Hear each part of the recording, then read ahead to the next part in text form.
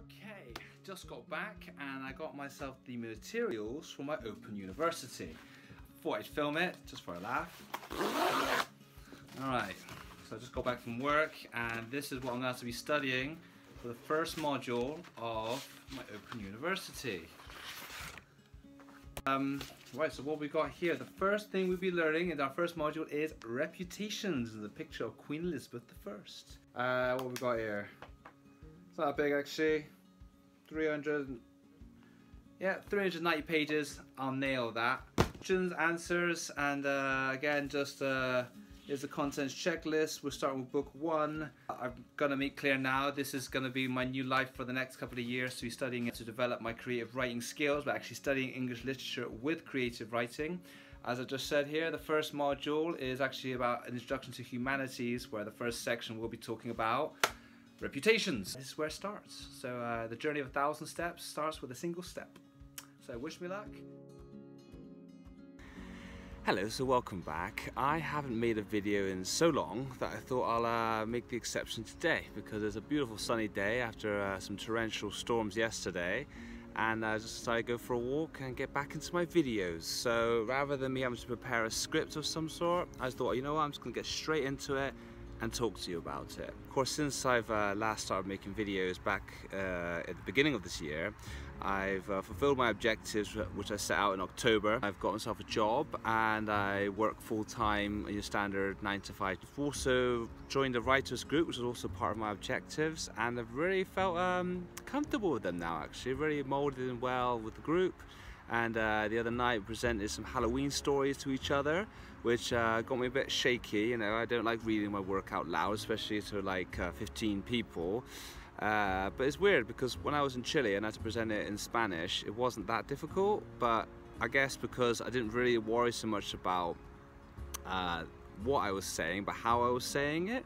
Whereas this time round, I was very much aware of what I'd written, what I said, and it just got me all shaky. So the idea is I'm going to do this Open University course and study so much that I just know exactly how to present myself, or at least feel a bit more confident and in trying to present and promote my work.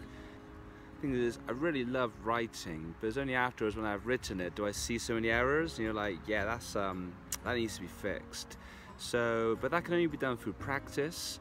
And I figure the more I write, the better I become. But if I get this assistance or this help from this university degree, then it'll be great to kind of feel confident in what I'm writing is to an academic standard or a university standard.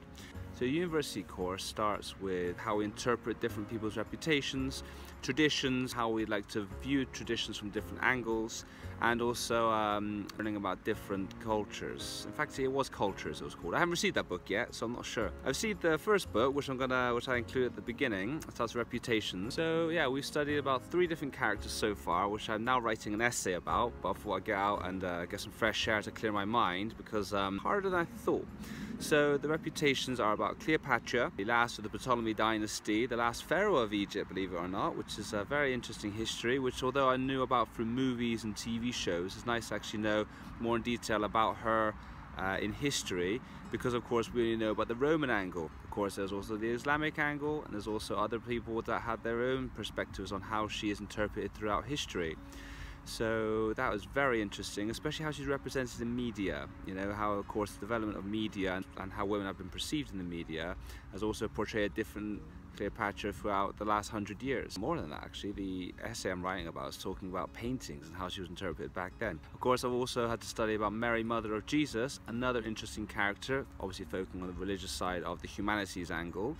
And it talks about how she's interpreted both first in the Bible and in the Quran, and I was surprised she would mention the Muslim faith book, really, because of course I didn't know that. I've never actually read any of Muslim literature, so she would mention there very much more so than in the Christian Bible, which again I was surprised there was so little mentioned about her. But by mentioning little about her, she's become more ambiguous, so you kind of like, people can like interpret her in their own way.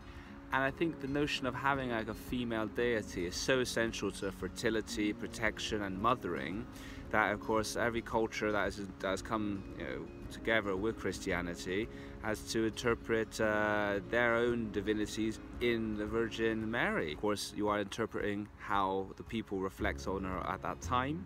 So I found that really interesting. We had to focus on the case about the Virgin of Alba. Although I spoke to a few Spanish people and they have no idea what Alba is, I think maybe I'm not pronouncing it correctly.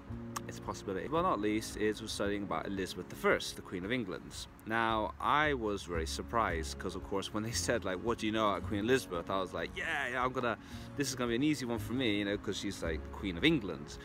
But no, it was harder than I thought. Of course, all I really put was a very popular queen, head of the Protestant Church, daughter of Henry VIII and Anne Boleyn.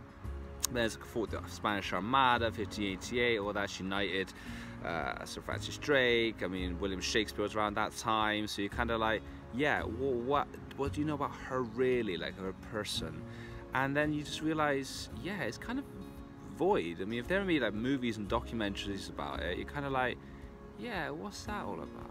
So of course, the other presenters of the course, I mean, the writers, they were saying that she was really quite a weak monarch, and not because of her being a woman, although it does say that, you know, she always mentions that she's a woman and everything like this, but more to do with the times, really. And it was needed a weak monarch to strengthen the governments, strengthen the powers, which throughout Europe was going through like turmoil. You know, all the countries have problems with like the religion, they have a problem with the politics. So in this case, it was necessary to have a weak monarch, but one that could be viewed by the people as one of the people. Although they do mention that many people didn't even realize what she was doing at the time. Similar to how the Queen is represented today, to be fair. Still of people interpreting how she's portrayed through art and the media. At that time, her art portrayed her as the Virgin Queen, and she took on the persona of the Virgin Mary, which I thought complemented the previous topic about Mary, Mother of Jesus, because now she's just gone on an extension of the idea of having a female deity which blesses the land. And that's why it's important to recognize these people, these women in history and their reputations and how they're interpreted, because it's important to recognize that sometimes there's too much emphasis on what people actually did rather than how they're interpreted, and how they're interpreted is a reflection on their actions. So it's a really interesting reflection from hindsight of how things are viewed and how you make your own perception of things now. So as an introduction to arts and humanities, it's kind of nice to see it played out through literature, played out through arts, and well, it's just going to keep on getting better. It's nice, it's expanding my knowledge, and it's helping me to recognize how to write an essay again, which I have forgotten, sadly. Well, not forgotten, I have found it difficult to find the relevant information and redact it into a specific, punchier bit of text.